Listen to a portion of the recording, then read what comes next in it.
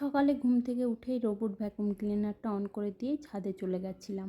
আর ছাদে গিয়েই দেখলাম অনেক কটা রেন লিলি ফুটেছে, আর দেখেই মনটা ভালো হয়ে গেল। আর এই সাদা পিঙ্কের ফুলগুলো দেখলেও ভীষণ ভালো লাগে আমার। তারপর দেখলাম একটা ড্রাগনও লাল হয়ে গেছে, ওটাকেও পেড়ে নিয়ে চলে এলাম নিচে। সেদিন যে আপে প্যানে প্যানকেকটা বানিয়েছিলাম, মাহি তো ভীষণ পছন্দ করেছে, আর তোমরাও রেসিপিটা চেয়েছিলে, তার জন্য শেয়ার করছি রেসিপিটা। আমি তো 1 কাপ দুধের সঙ্গে একটা ডিম, 2/3 কাপ চিনি আর 1 টেবিল স্পুন বাটার দিয়ে ভালো করে মিক্সিং করে নিয়েছিলাম।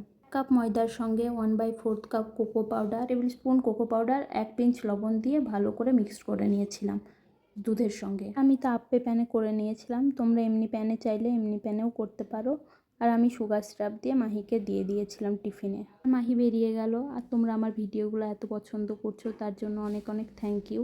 আর উপরে গিয়ে দেখলাম শুকনো লঙ্কাগুলো পড়ে আছে, ভরে নিলাম জারের মধ্যে।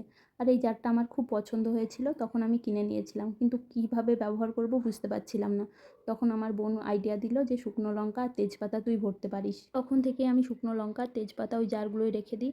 আর আমাকে যে ফুলগুলো মাহির পাপা দেয় একদমই আমি ফেলি না, ওগুলো আমি যত্ন করে রেখে দিই। ভিডিওটা কেমন লাগলো জানাবে। তোমরা সবাই ভালো থেকো, টাটা।